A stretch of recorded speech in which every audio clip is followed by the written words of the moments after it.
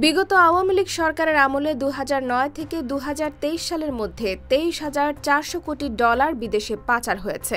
বর্তমান বাজার দরে এর পরিমাণ ২৮ লাখ কোটি টাকা। এই হিসেবে প্রতি বছর গড়ে ১,৮০,০০০ কোটি টাকা পাচার হয়েছে। আওয়ামী লীগ সরকারের আমলে দুর্নীতিগ্রস্ত রাজনীতিবিদ, ব্যবসায়ী, আর্থিক খাতে রাঘব বোয়াল আমলা ও মধ্যস্বত্বভোগীরা এই পরিমাণ অর্থ পাচার করেছেন। ফেসবুকে স্ট্যাটাসে এই তথ্য তুলে ধরেন অন্তর্বর্তী সরকারের আইন উপদেষ্টা ডক্টর আসিফ নজরুল। রোববার অর্থনীতি নিয়ে তৈরি শ্বেতপত্র প্রতিবেদন প্রধান উপদেষ্টা ডক্টর মোহাম্মদ ইউনূসের কাছে হস্তান্তর করেছে শ্বেতপত্র প্রণয়ন কমিটি। ওই প্রতিবেদনে বিগত আওয়ামী লীগ সরকারের আমলে টাকা পাচারের আনুমানিক এই চিত্র তুলে ধরা হয়।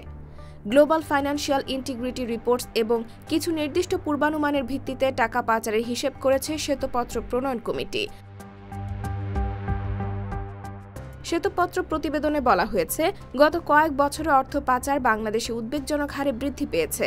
টাকা পাচারের বিষয়টিকে অর্থনীতিতে ক্ষতিকর টিউমার হিসেবে আখ্যা দেওয়া হয়েছে এই প্রতিবেদনে।